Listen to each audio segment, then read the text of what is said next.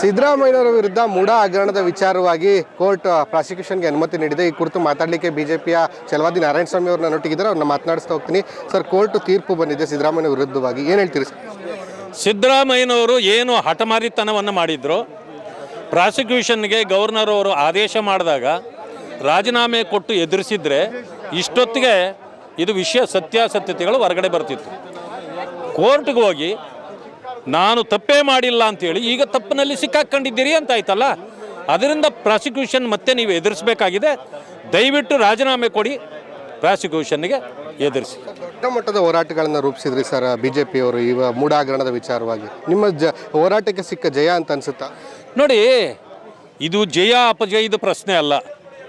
ಈ ದೇಶದ ಕಾನೂನು ಎಷ್ಟು ಗಟ್ಟಿ ಇದೆ, ಜನರಿಗೆ ನ್ಯಾಯ ಕೊಡಿಸ್ತದ ಇಲ್ಲ ಅನ್ನೋದು ಇಲ್ಲಿ ಖಾತ್ರಿ ಆಯಿತು. ಇದು ಒಂದು.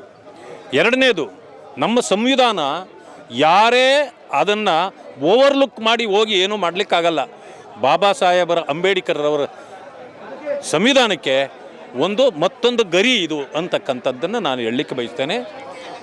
136 MLAಗಳು ನಿಮ್ಮ ಜೊತೆಯಲ್ಲಿರ್ಬೋದು, ಹೈಕಮಾಂಡ್ ಪೂರ್ತಿ ನಿಮ್ಮ ಜೊತೆಯಲ್ಲಿರ್ಬೋದು. ಅವ್ರು ಎಷ್ಟು ಜನ ಬಂದರೂ ಸಂವಿಧಾನವನ್ನು ನೀವು ಓವರ್ಲುಕ್ ಮಾಡಲಿಕ್ಕೂ ಆಗಲ್ಲ, ಕೋರ್ಟ್ನ ಆದೇಶವನ್ನು ಕೂಡ ನೀವು ಬದಲು ಮಾಡಲಿಕ್ಕಾಗಲ್ಲ. ಏನು ಪ್ರಾಸಿಕ್ಯೂಷನ್ ಕೊಟ್ಟಿದ್ದಾರೋ ಅದನ್ನು ನೀವು ಎದುರಿಸಲೇಬೇಕು. ಇವರೆಲ್ಲ ಸೇರಿ ನಿಮ್ಮನ್ನು ಮುಖ್ಯಮಂತ್ರಿ ಮಾಡ್ಬೋದು, ಆದರೆ ತಪ್ಪು ಮಾಡಿ ಈಗ ಸಿಕ್ಕಿಬಿದ್ದಾಗ ನಿಮ್ಮನ್ನು ರಕ್ಷಣೆ ಮಾಡೋಕ್ಕೆ ಇವರೆಲ್ಲರಿಂದ ಆಗೋದೇ ಇಲ್ಲ. ದಯವಿಟ್ಟು ರಾಜೀನಾಮೆ ಕೊಟ್ಟುಬಿಡಿ, ಅಷ್ಟೇ ನಂದು. ನಿಮ್ಮ ಮುಂದಿನ ಹೋರಾಟಗಳು ಯಾವ ರೀತಿ ಇರುತ್ತೆ ಸರ್? ಯಾಕಂದರೆ ಸುಪ್ರೀಂ ಕೋರ್ಟ್ ಕದ ತಟ್ಟಲಿಕ್ಕೂ ಕೂಡ ಸಿದ್ದರಾಮಯ್ಯನವರು ಇದ್ದಾರೆ. ಈಗ ಇದ್ರದ್ದು ತಕ್ಷಣಕ್ಕೆ ಹೋರಾಟ ಇದೆ ಅಂತ ನನಗನ್ಸಲ್ಲ. FIR ಹಾಕಿದ ತಕ್ಷಣವೇ ಅವ್ರು ರಾಜೀನಾಮೆ ಕೊಡಲೇಬೇಕಾಗತ್ತೆ.